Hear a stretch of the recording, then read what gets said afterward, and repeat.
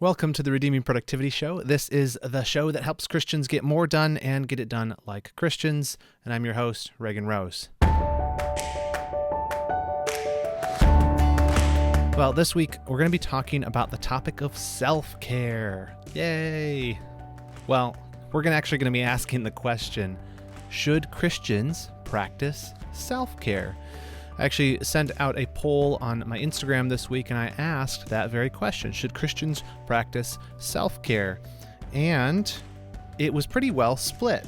I'm actually pulling it up on my phone right now. I don't know what the poll is currently at. Yeah, it's currently at 48% said yes, and 52% said no, Christians should not practice self-care. That's a pretty even split, isn't it? Why is it that we're so split on this simple question? Should Christians practice self-care or not? So a few of you kind of realized what I was up to, and you messaged me and said, well, it depends what you mean. Well, yeah, I guess that's the whole point, isn't it? It depends what you mean. It depends what you mean. I have heard Christians fight about this vociferously, about people saying, self-care stupid, that's not something Christians should worry about. Like, why are we even talking about this? And other ones are like, no, this is a very important thing that we should all be doing. But who's right and who's wrong? Well, a lot of that's going to depend on definitions. And so I did a little bit of research. I wanted to find out where this term came from. I hear it everywhere. Over the last several years, I've heard the term self-care everywhere. So I did a little bit of digging and I looked at the history of the term. And I want to ask and try and answer this question biblically. Should Christians practice self-care? You know, it's kind of funny to be talking about the term self-care this week. I am like dog tired and probably could use some self-care myself. I've actually been working on a course on morning routines. Basically, everybody tells you, hey, you should be doing your devotions. You should have some habits in the morning. You should get up early and do this stuff so you can be a productive Christian. And you know, I advocate for that too on here.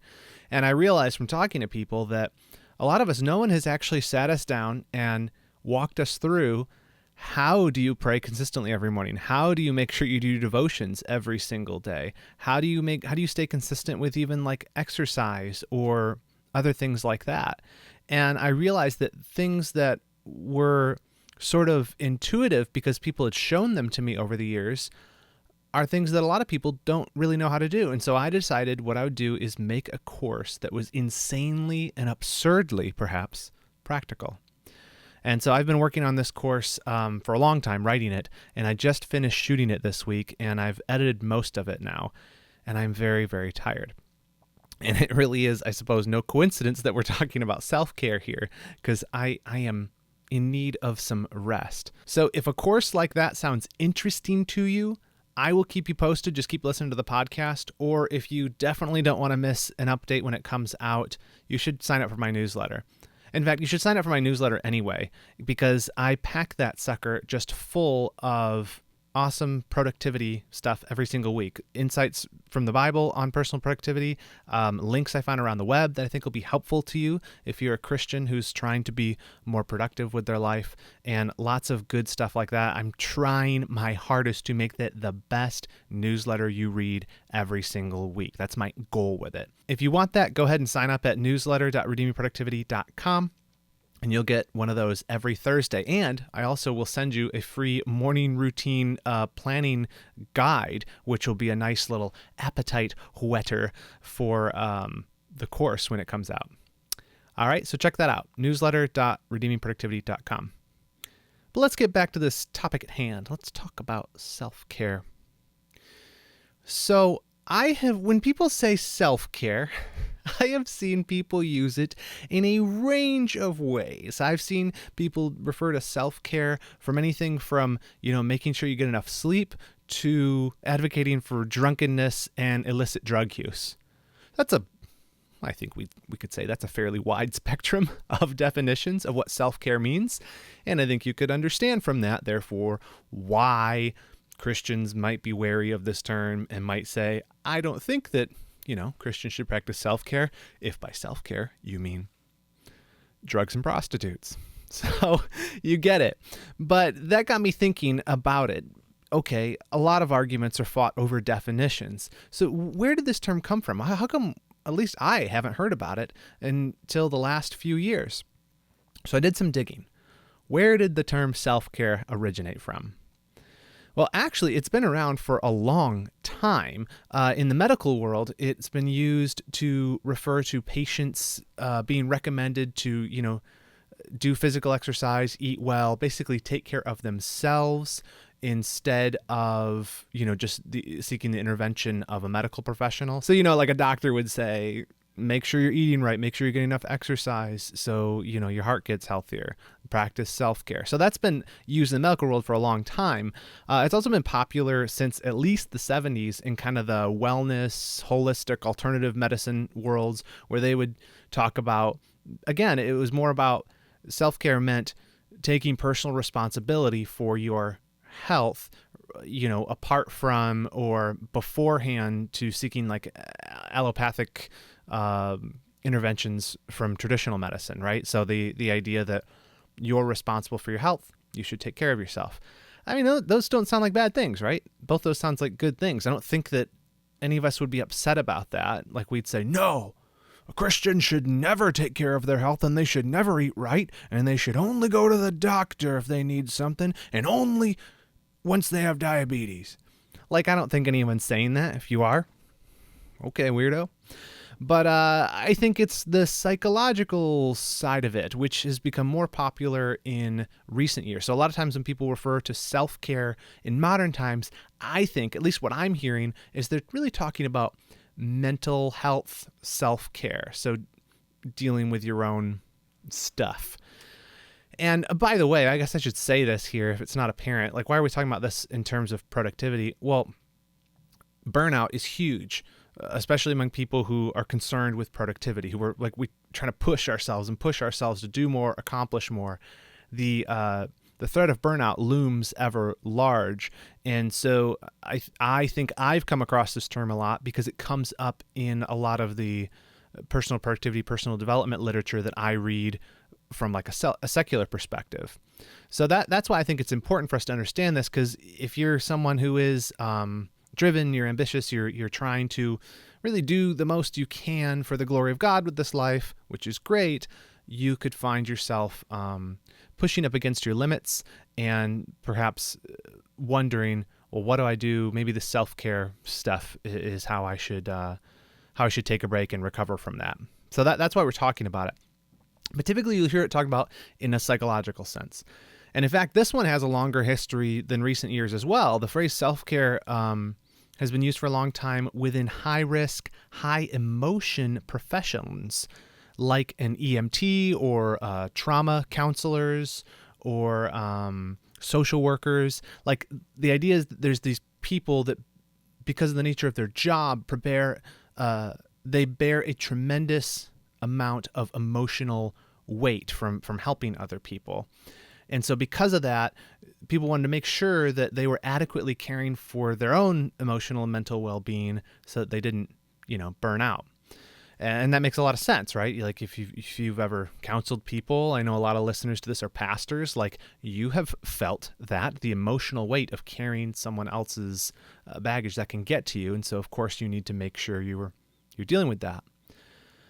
The term became much more popular actually around 2001. You can guess why. It was the 9/11 terror attacks. You can look up back at that time, and there was a ton of articles that came out in the wake of those attacks that had to do with this question of mental health and taking a break from all the news and practicing self-care, right? But what's really interesting is the phrase really took off in popularity in the last 5 years. And I'm wondering if you can guess why. If you're listening from home, write it down on a piece of paper before I tell you. So it took off in about the last 5 years. I took a peep at Google Trends, which, by the way, if you don't use Google Trends, it is awesome. You can type in a search phrase on there and it will show you the history going all the way back to 2004 about how much volume that term got. So it's always interesting to see a glimpse into sort of how things became popular and when. But if you look in Google Trends and you type in self-care, you can do this yourself. you will find that self-care, it's on there up until about 2015, but a relatively low volume of people searching for that term. But do you know what put it back on the map? It was in 2016, the presidential election, actually. Funny enough. I mean, I guess it's funny to me. But when Donald Trump got elected president, people lost their minds and they started looking for ways to self-care. I shouldn't laugh at that because I mean, people have a lot tied up emotionally in politics, and I understand that, and it can something like that can really throw you for a loop. So, okay, I won't be mean about it.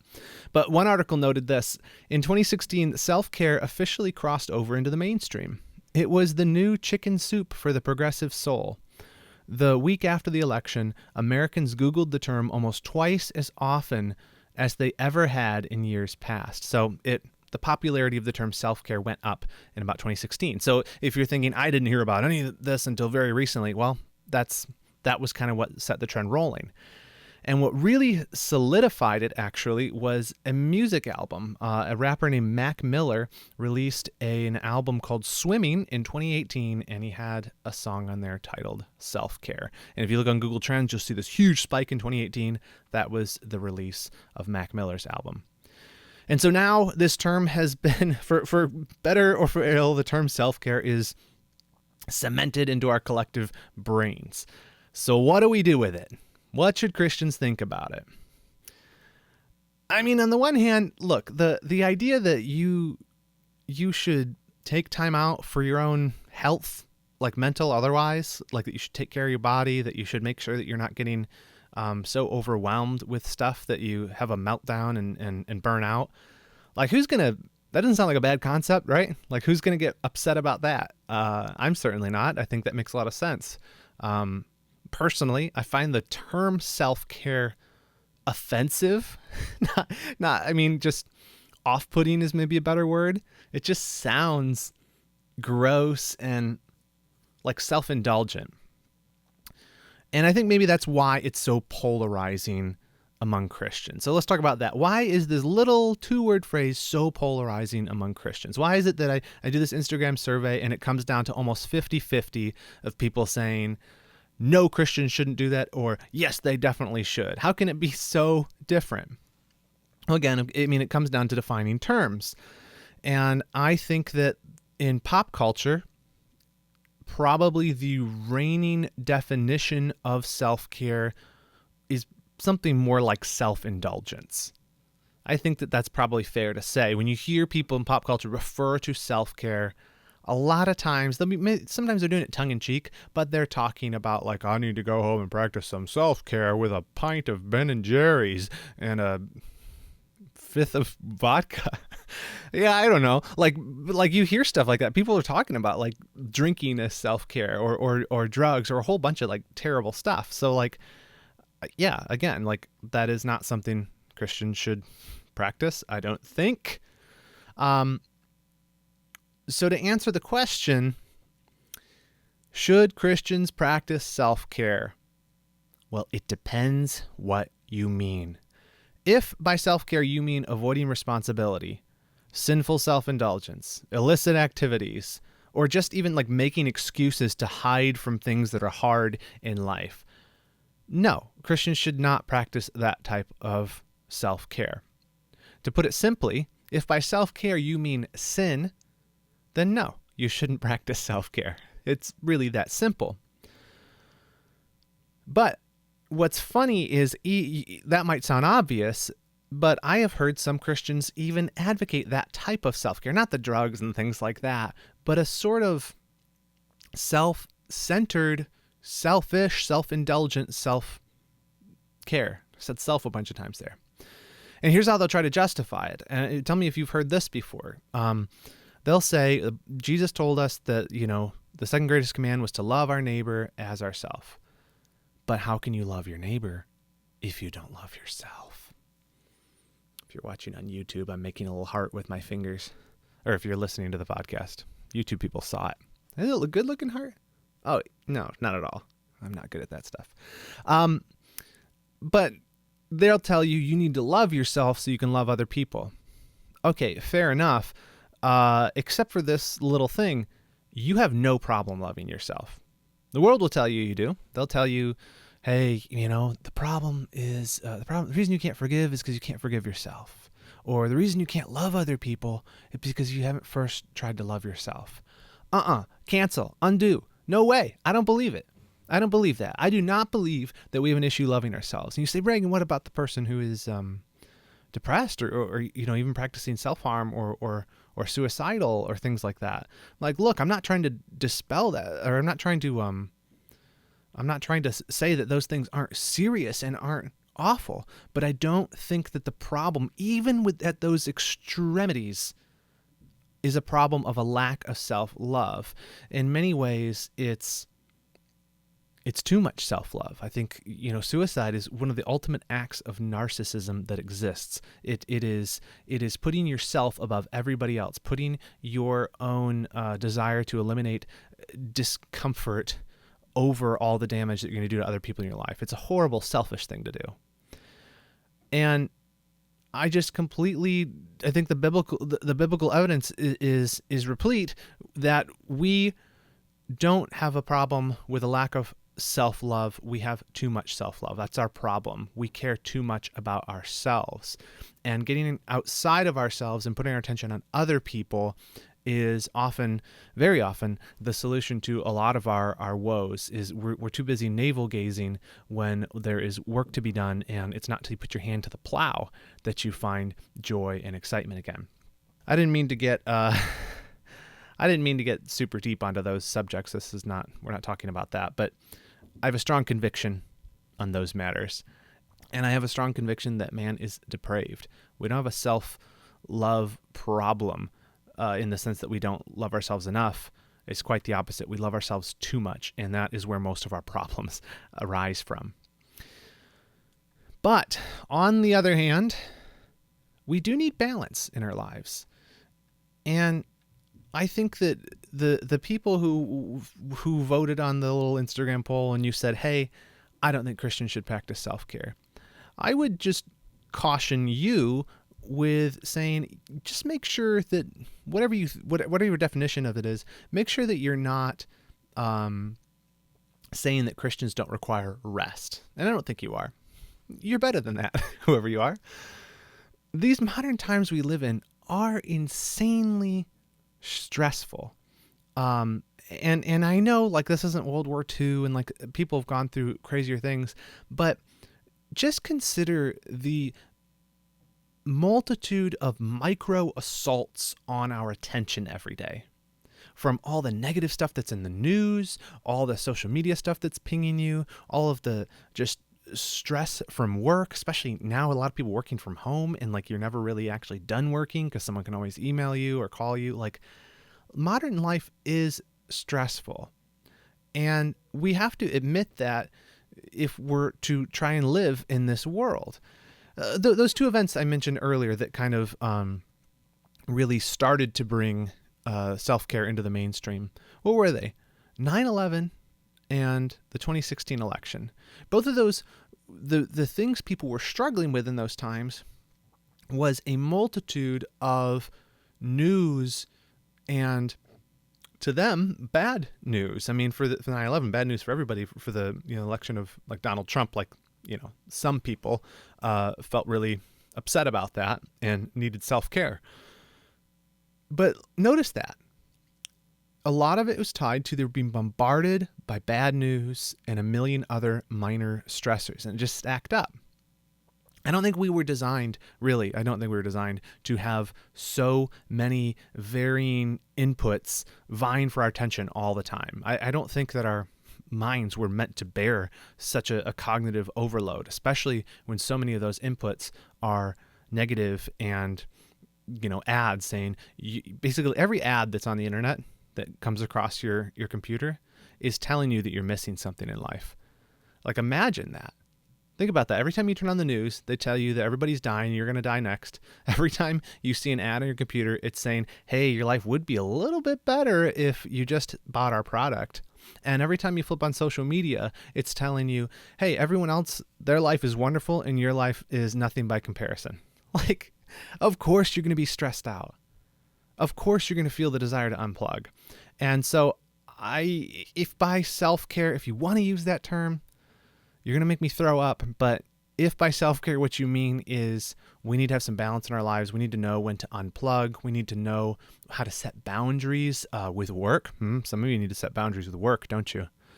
With our phones, even with certain relationships, like boundaries are good. Boundaries are healthy. There's nothing wrong with that.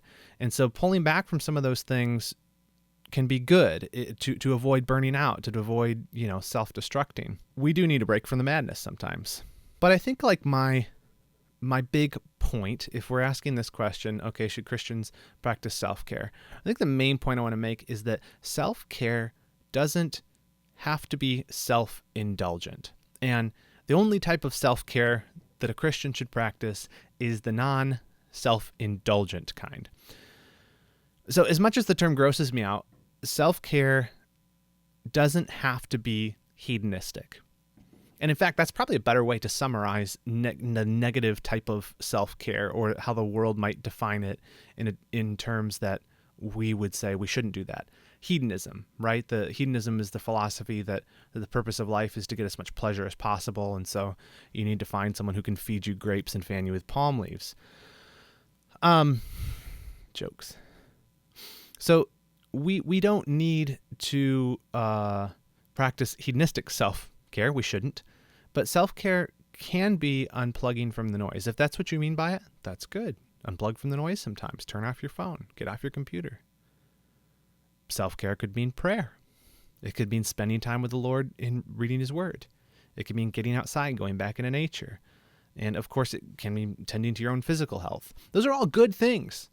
And I think that nobody should condemn that and say, don't do that. Of course you should be doing those things. You don't have to call it self-care, but those types of things shouldn't be treated as luxuries or guilty pleasures.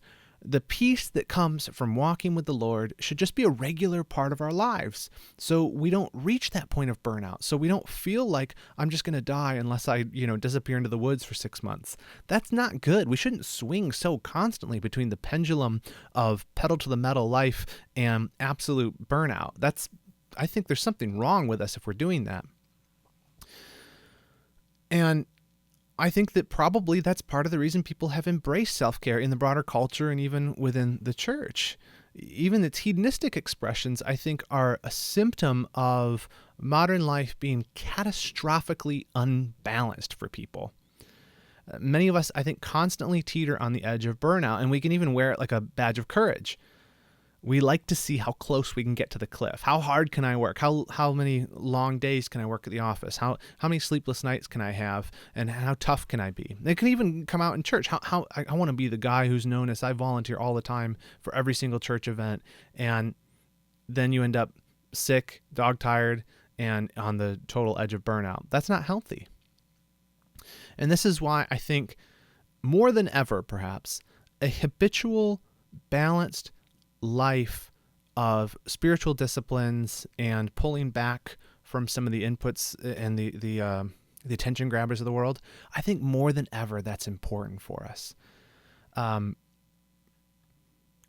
It's one of the horrors, I think, that's come out of people being basically banned from going to church for a long time when the COVID stuff happened, is Christians who are living as sojourners in this world. We're aliens. We don't belong here. This isn't our home, but we're here and we live here and we're in the world but not of it. It's hard enough, but we need the fellowship of the saints to help fuel us, to help us going. We need that weekly gathering with other believers. We need to worship and to have the word proclaimed to us and to talk with other Christians, fellow sojourners, fellow journeymen along the path. That's so important. You will burn out if you don't have that in your life. And so that's why I think it's so sad about what COVID did to church gatherings. That's just a side note. But I would say this: if you twist my arm and you said, Reagan, how do you think Christians should practice self-care? If you're gonna use it, I'd say my self-care is worshiping with my brothers and sisters in Christ. My self-care is reading the Word in the peaceful hours of the morning. My self-care is putting my phone away and praying to the Lord, or playing with my kids, or talking with my wife, or going for a walk. But I guess the reason I don't want to call that self-care is because it's just normal. It ought to be normal.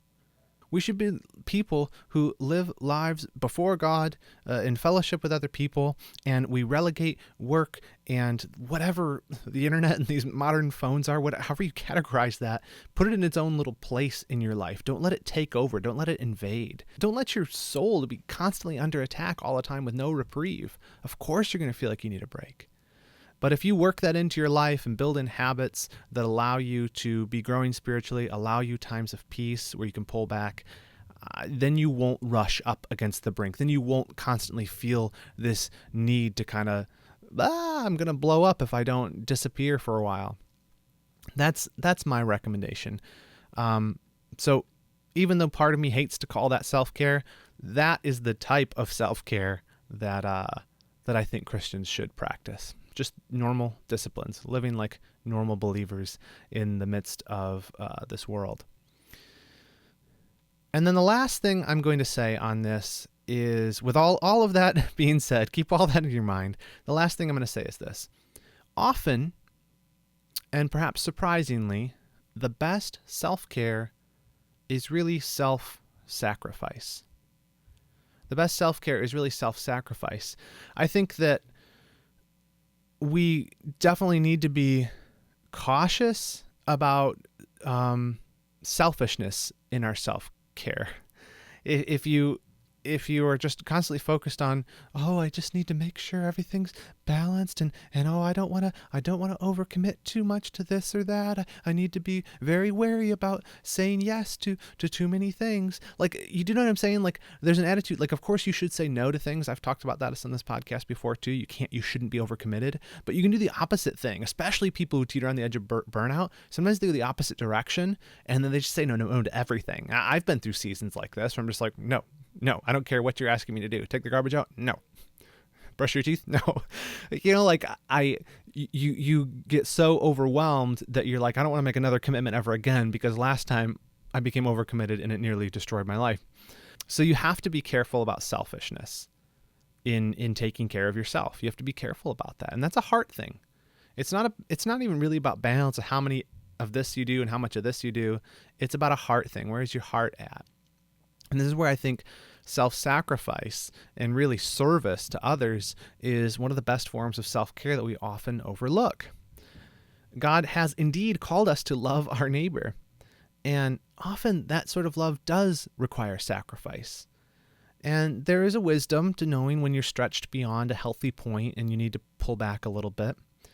And in fact, in our last episode of the podcast, I had Dale Partridge on, and he talked about this a little bit, about how sometimes you need to say no when demands get too high. And Dale serves as a pastor, and he was saying that, sometimes you need to tell a congregant, I cannot help you with your emergency right now. And that's so hard to do, especially for a pastor, or even if you're somebody who's in some sort of a role where people look to you when they're in distress. That's difficult. But sometimes it's necessary. But just make sure that you balance that with knowing that your job as a Christian is to be a servant to God and to others. Jesus said that whoever would be the greatest among you should be servant of all. If you want true success, you want true greatness, he said, be a servant of everybody. And you look at the life of Jesus, and that is what he did constantly, daily. But man, I hate to say this, but if you want to say that Jesus practiced self-care, look to the times when he woke up while it was still early before everyone else, and he went to be alone with the Lord and prayed. Look at how he was constantly in fellowship with the Father, even in the midst of a busy schedule, even in the midst of crowds pressing in among him. He took time and he communed with the Lord, and he was refreshed. When the disciples complained to him that, hey, we haven't eaten anything. What have you eaten? And he says, I have food that you don't know about. My food is to do the will of my Father. There is a special sustaining grace in serving the Lord and in serving other people as we serve the Lord. And what I've often found is that when I'm most down in the dumps, self-indulgence just drives me deeper into the dumps. I start to feel even worse for myself. But sometimes it turns out, I suppose ironically in a way, that the best way to feel better is to serve someone else. And sometimes the best self-care is to rest and unplug. And other times the best self-care is really self-sacrifice. And it takes wisdom to know the difference. So, should Christians practice self-care? Well, if by self-care you mean hedonistic, sinful self-indulgence, no. If by self-care you mean walking with the Lord, taking time to unplug, being in creation, prayer, fellowship with others, and getting off the internet once in a while, absolutely. Absolutely. And in doing those things, you can practice self-care to the glory of God. Well, guys, that brings us to the end of the episode. Thanks so much for listening. If you want to keep up to date and find out more about that morning routine course when it comes out, and also get yourself a free morning routine planner PDF, go ahead and sign up for my awesome weekly newsletter at newsletter.redeemingproductivity.com. There's also a link in the description. And if you want to help support what I'm doing with Redeeming Productivity, consider joining my Patreon. For just a few bucks a month, you can help me to continue producing free content like this podcast, like my YouTube videos, like the newsletter, and all of that stuff, where we dive deep into the theology and the biblical foundation for a Christian approach to productivity. So you can check that out at patreon.com/redeemingprod. And if you sign up, the tiers have different benefits. You can join our private Discord server where we talk about Christian productivity. You can get some stickers from me, some little Redeeming Productivity journal. All that is in the different tiers there. So check it out. That's patreon.com/redeemingprod. And a special end of the episode shout out to my current patrons. Thank you guys so much for helping make this possible. I so appreciate you. All right, guys, that's all I have for this week. Thank you again for listening. I will see you again here next week. But until I do, remember this: in whatever you do, do it well and do it all to the glory of God.